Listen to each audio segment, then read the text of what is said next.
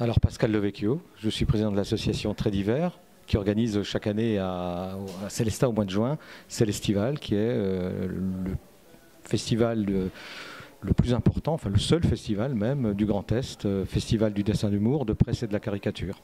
On a été contacté par Alain Florenz qui gère l'avenir avec d'autres bien sûr, pour, lors de la manifestation à Sainte-Marie-aux-Mines qui s'appelle Quartier Libre, nous a invités à exposer dans ses locaux. Donc on a accepté tout de suite parce que c'est une idée qui nous intéressait et en même temps qui rejoint nos préoccupations, à savoir faire connaître les dessinateurs de presse, d'humour, les caricaturistes, notamment alsaciens parce que les autres n'ont pas pu se déplacer.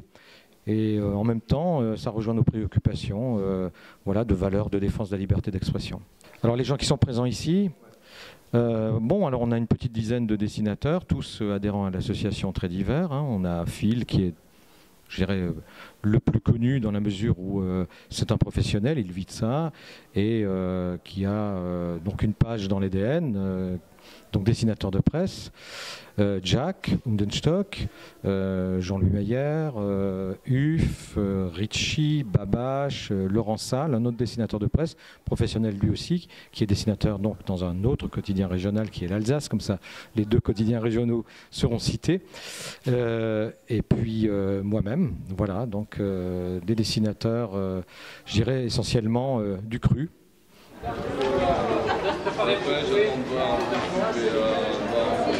Non, l'esprit Charlie, effectivement, qui a été celui d'après les attentats, perdure, bien sûr.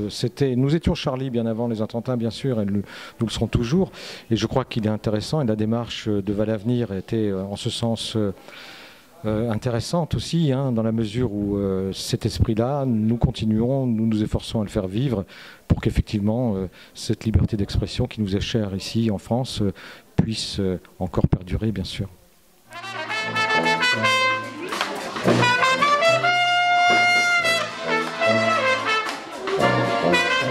Je suis dessinateur de presse. Je travaille dans la presse régionale depuis une trentaine d'années. Et ça fait, on va dire 30 ans que je vis du dessin, essentiellement du dessin de presse, mais du dessin en général, quoi. Je suis un des rares pros du dessin, on va dire. Je n'ai pas d'autres activités qui me permettent de remplir le frigo.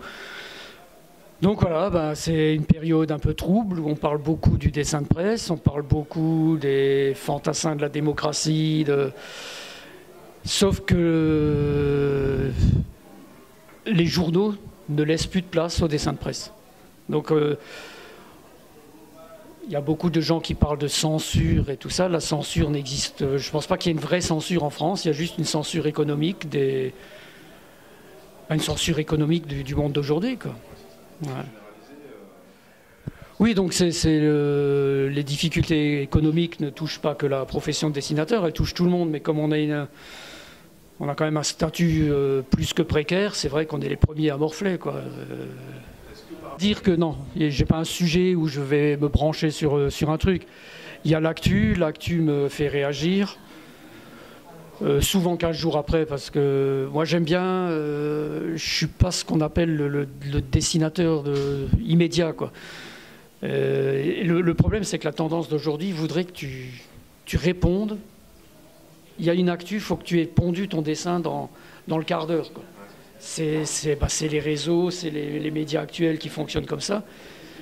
Et moi, déjà graphiquement, je sais pas faire vite, donc j'ai un travail un peu élaboré, je gomme, donc j'ai l'impression de plus être dans mon époque, quoi. Voilà, moi j'ai peut-être ce défaut, c'est que j'essaie de toucher à tout, c'est-à-dire que j'ai pas envie que... Enfin, c'est même pas un choix, c'est comme ça. Je pense qu'il y a certains dessins qui méritent un traitement graphique très, très, très sobre, d'autres où je vais avoir envie de mettre de la couleur, d'autres où je vais avoir envie de simplifier, en fonction de l'idée à transmettre. Moi, je me considère un peu comme si je faisais de la musique. Toi, est-ce qu'il faut avoir le même arrangement pour chaque morceau? Tu as le dessin, tu as la ligne mélodique. Après, tu arranges, tu mets des violons, tu mets des percus. Dans le dessin, moi, je fonctionne un peu pareil. Des fois, tu enjolives, des fois, tu mets rien parce que putain, le dessin, tu le prends dans la gueule comme ça. Ce qui fait que je ne suis pas reconnaissable au premier coup d'œil, quoi. Fin août, le 22 août, je crois, je vais à Béziers, où il y a le Festival des Anartistes. Donc c'est un festival un peu d'anartistes, comme son nom l'indique. Après, je vais à la fête de l'UMA, ça c'est mi-septembre.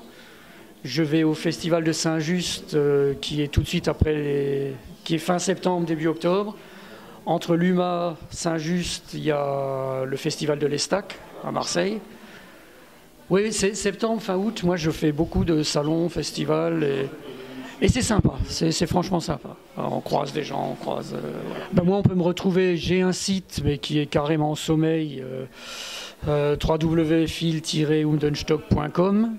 Mais c'est mon actu et on la retrouvera plutôt sur Facebook, sur la page Fil Undenstock. Ouais. Les bouquins sont sur le site. Le seul intérêt, si tu veux, du site, enfin l'intérêt pour moi, mais pour les lecteurs aussi, c'est qu'on peut acheter mes bouquins en ligne avec un système PayPal, quoi.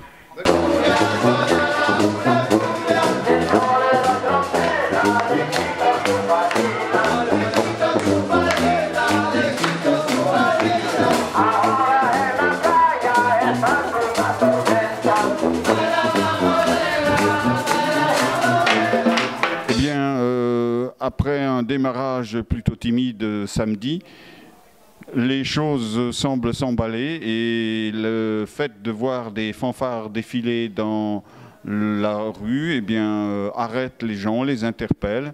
Et puis, évidemment, ils profitent de notre exposition sur les dessins humoristiques. L'organisation, c'est un peu la routine. Le fait d'avoir une équipe bien soudée et puis efficace rend les choses très, très, très faciles. Ah oui, les gens qui participent jouent le jeu. Notamment ici, on a accueilli cette année les dessinateurs humoristiques qui accueillent le public vraiment de manière chaleureuse et puis se prêtent au jeu des concours que l'on propose au public. Voilà, donc je m'appelle Jean-Luc Flight, je suis un dessinateur depuis 3 ans. J'expose à Célestival depuis 3 ans, entouré d'amis dessinateurs qui m'ont permis d'entamer ma nouvelle vie, puisque j'ai arrêté ma profession d'enseignant. C'est quand même important, puisqu'on reste enseignant toute sa vie. D'ailleurs, je ne peux pas m'empêcher de faire des dessins pour les enfants qui viennent. Et le dessin représente une grande partie de ma vie, puisque cela permet de sourire un petit peu, et puis ça apporte un petit peu de bonheur. Et puis même si, effectivement, mes dessins peuvent être un petit peu tristes ou caustiques. Quand tu passes toute ta vie à l'école, et puis que tu es obligé de passer ton temps quand tu es en formation, par exemple, ou... pour passer ton temps, tu dessines, tu gribouilles, tu remplis les marges des cahiers, tu fais des petits dessins animés, des petits flipbooks que tu remplis dans tes cahiers CIS. Et tu fais ça tout le temps, et puis tu t'aperçois très très vite que, en fait, quand tes mains sont occupées, tes oreilles sont tout à fait disponibles, et encore plus disponibles à ce qu'on t'apprend. Et dessiner beaucoup, au bout d'un moment, quelles que soient les personnes, quelle que soit la formation, on admet très rapidement que tu puisses jeter un regard un petit peu décalé, puisque les papiers tournent, et puis ça montre quand même que un petit regard critique montre quand même que tu as compris le sujet. Voilà. Bon, ce sont des dessins. En fait, c'est une espèce de carnet de voyage. C'est une espèce de carnet de route depuis que j'ai arrêté mon métier. Carnet de voyage que j'ai fait depuis 10 ans maintenant dans mes voyages, c'est-à-dire. Et là, moi, ça me permet un petit peu quand tu es inactif, ça me permet un petit peu de structurer ce que tu fais, c'est-à-dire que tu n'as plus de repères professionnels, tu es un petit peu paumé là-dedans. Et puis, ça te permet d'exprimer, d'afficher ton avis sur le monde, puisque l'avis de toute personne est important.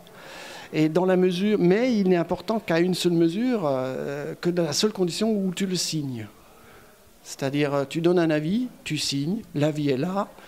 Il peut être sujet de controverse, et tant mieux, puisque ça va être un moment d'échange. Voilà. Et donc, ce qui est intéressant, cette espèce de prise de risque. Maintenant, c'est vrai, en sujet de prédilection, j'ai un petit souci avec la religion. Et je trouve que Jésus est très sympathique, et puis je l'aime beaucoup. C'est un personnage, je pense, qu'on peut utiliser. Et puis, effectivement, au niveau politique, il est clair qu'il y a des idées actuellement qui me révulsent, et puis que j'aime bien, que j'essaye de dénoncer. Bon, il y a deux manières de dessiner. La première, c'est pendant les carnets de voyage, il faut faire très très vite. Donc, effectivement, là, tu admets un peu plus tes erreurs. C'est beaucoup plus... C'est du dessin dans le mouvement, où j'utilise simplement des petits crayons et tout. À partir du moment où on expose, où on essaie d'exposer, on essaie de faire un dessin un petit peu plus simple. Et puis, et en y mettant quand même des... Ouais, comment je peux expliquer ? Est-ce que j'ai un style particulier ? Je ne sais pas si j'ai un style particulier. C'est-à-dire que c'est une manière de dessiner qui s'impose comme ça, en fonction de ce que tu vis, de ce que tu ressens. C'est-à-dire que les dessins qui ont été faits après le 11 janvier, par exemple, non, c'était le 7 janvier. Le 11 janvier, c'était la manifestation. Et donc, qui ont été faits à ce moment-là, c'était juste après une période où je ne dessinais pas du tout. Je n'arrivais plus à dessiner, je n'étais plus dans le coup. Et il y a des moments comme ça qui vont t'imposer, quoi. C'est-à-dire qui vont s'imposer, qui vont te faire t'asseoir, prendre du temps, comme une espèce de catharsis, en fait. C'est-à-dire que tu as besoin de mettre quelque part une pensée pour que tu te sentes un petit peu mieux. Donc j'ai pu accéder à Traits divers grâce à Pascal Léonat, un autre dessinateur, qui est exposé ici, qui est mon ami, et qui a insisté pour que je présente quelques dessins, puisque effectivement la possibilité d'exposer, vous avez une partie un petit peu examen, et c'est vrai que c'est une grande étape dans ma vie, quoi. C'est-à-dire ça a collé tout à fait avec mon changement d'activité. C'est un petit peu courageux de l'association Val Avenir de choisir cette option-là. Et je crois que ce n'est pas risqué, mais par les temps qui courent, je tiens à remercier tous les membres de cette association.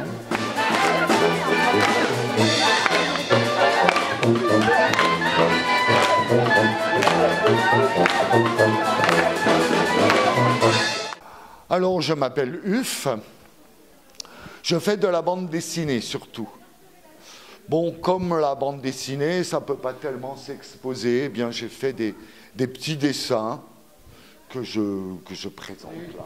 Alors donc, cette année, je me suis amusé avec le proverbe « c'est en forgeant qu'on devient forgeron ». Alors, si c'est en forgeant qu'on devient forgeron, ça veut dire que « en » égale « euron ». Donc, c'est en moussant qu'on devient mousseron, c'est en lisant qu'on devient liseron, c'est en puçant qu'on devient puceron, etc. Donc, il y en a d'autres, c'est en mouchant qu'on devient moucheron.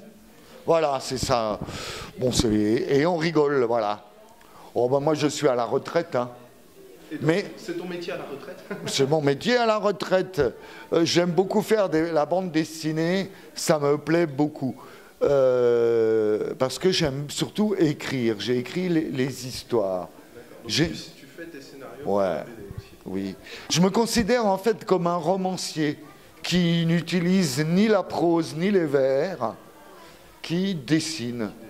Effectivement, il y a, contrairement à ce que disait M. Jourdain, il y a une autre façon que la prose ou les vers, il y a aussi la bande dessinée. J'aime beaucoup l'absurde. Voilà, c'est absurde. J'aime bien faire des recherches sur des nouveautés de procédés narratifs. J'aime beaucoup rire avec ça. Procédés narratifs, utilisation de l'ellipse ou justement bannissement de l'ellipse aussi. J'ai fait des choses comme ça. J'aime bien les néologismes. J'aime bien ce genre de choses. J'aime bien l'absurde. Oui. Je n'ai pas tellement un esprit de dessin, de presse et de caricature. Je n'ai pas tellement l'esprit à ça. Alors je remercie Très Divers de m'accepter quand même. Alors on peut me voir sur mon blog. Mon blog, c'est Les Délires d'UF, Éclablog. Alors là, c'est génial ici. On est ensemble, on déconne, on a eu de la musique, et puis on regarde ce que les collègues font. Ceux qui veulent retrouver les dessinateurs qui sont ici présents à Sainte-Marie, et puis bien sûr bien d'autres, parce qu'en général à Célestival, nous sommes une trentaine de dessinateurs, je vous donne rendez-vous au mois de juin 2016 pour la 12e édition de Célestival au Caveau Sainte-Barbe à Célestat. Ça se passe en général le dernier week-end de juin, en même temps d'ailleurs que la Bourse aux minéraux de Sainte-Marie-aux-Mines. Il y a un site, enfin un blog, que vous pouvez trouver très facilement en tapant Très Divers et vous tomberez directement sur le blog de l'association et de Célestival. Célestival l'année prochaine, oui, c'est-à-dire je pense qu'il n'y aura aucun problème. Je pense que le Célestival revivra l'année prochaine. Et donc on y sera, tous à la même équipe. Et puis on vous attend tous parce que Célestival, c'est franchement quelque chose. La rencontre avec les gens de Val-Avenir, c'est génial. Vous êtes vraiment des gens sympas, oui. Oui, vous êtes des chouettes types. Merci beaucoup. Alors j'espère être invité de nouveau. Avec grand plaisir. Merci.